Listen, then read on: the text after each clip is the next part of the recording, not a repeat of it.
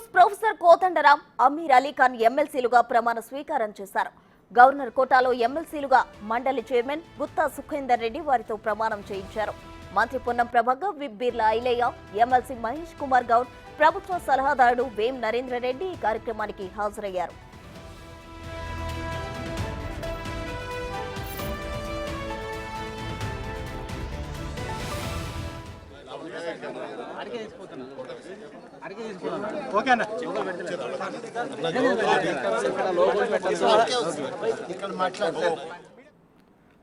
Professor Kodandaram, Aamir Ali Khan ఎమ్మెల్సీలుగా ప్రమాణ స్వీకారం చేశారు. దీనికి సంబంధించి మరిన్ని వివరాలు మా ప్రతినిధి సైదులు అందిస్తారు. సైదులు చెప్పండి. అయితే ఆల్రెడీ ప్రొఫెసర్ కోదండరాం అలాగే అమీర్ అలీ ఖాన్ ఎమ్మెల్సీలుగా ప్రమాణ స్వీకారం చేశారు గుత్తా సుఖేందర్ రెడ్డి సమక్షంలో. దీనికి సంబంధించిన తాజా సమాచారం ఏంటి?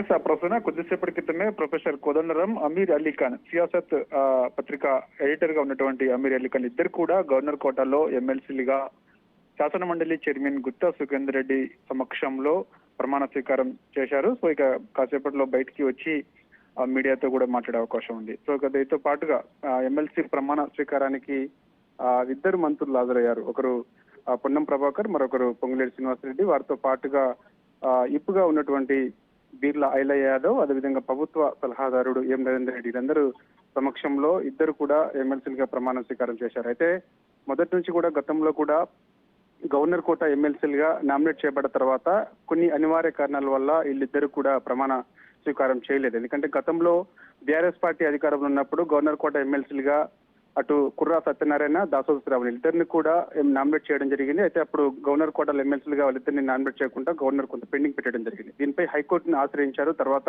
హైకోర్టు కూడా స్టే విధించింది. తర్వాత హైకోర్టు ఆదేశాల మేరకు ఈ రోజు ఇద్దరు కూడా ప్రమాణ స్వీకరిస్తారు. అంటే ఏంటి అంటే హైకోర్టు ఆదేశాల మేరకు గవర్నర్ కోట ఎమ్మెల్సీలుగా అధికారం తీసుకునే నిర్ణయం ఆ గవర్నర్ కి వదిలేశారు. సో ఇక వారిద్దరు ఆ గవర్నర్ నిర్ణయంపైనే ప్రమాణ స్వీకారం చేయొచ్చని చెప్పేసి హైకోర్టు తీర్పు మేరకు ఈ రోజు వీళ్ళిద్దరు కూడా గవర్నర్ కోటాలో కొద్దిసేపటి క్రితమే ప్రమాణ స్వీకారం చేశారు. అయితే గతంలో బీఆర్ఎస్ పార్టీ నుంచి నామినేట్ వ్యక్తులు అయితే ఎవరున్నారు, కుర్రా సత్యనారాయణ, దాసోజు ఇద్దరు కూడా సుప్రీంకోర్టును ఆశ్రయించారు. ప్రస్తుతం సుప్రీంకోర్టులో కూడా కేసు నడుస్తుంది. సో ఈ సమయంలో వీళ్ళిద్దరు ప్రమాణ స్వీకారం చేసిన తర్వాత మరి కాసేపట్లో బీఆర్ఎస్ ఎమ్మెల్సీలు కూడా ఎలా చేస్తారు ఇద్దరు ప్రమాణ స్వీకారం, ఇది చట్ట విరుద్ధం అని చెప్పేసి కూడా కాసేపట్లో బీఆర్ఎస్ పార్టీ ఎమ్మెల్సీలు అందరూ కూడా మీడియా సమావేశం కూడా నిర్వహించబోతున్నారు. చూడాలి ఇక వారు ఏం మాట్లాడుతారనేది కూడా క్లారిటీ రావాల్సి ఉంది. ఇక దాంతో పాటుగా ప్రమాణ స్వీకారం చేసినటువంటి ఎమ్మెల్సీలుగా ప్రమాణ స్వీకారం చేసినటువంటి కోదండరాం, అమీర్ అలీ ఖాన్ ఇద్దరు కూడా మీడియా ముందుకు వచ్చి మాట్లాడే అవకాశం కనిపిస్తుంది. అయితే ప్రొఫెసర్ కోదండరాం ఎమ్మెల్సీగా ప్రమాణ స్వీకారం చేస్తారో తొలిసారి మీడియా ముందుకు వస్తున్నారు కాబట్టి ఆయన ఏం మాట్లాడతారనేది కూడా కొంత ఆసక్తిగా ఉన్నది.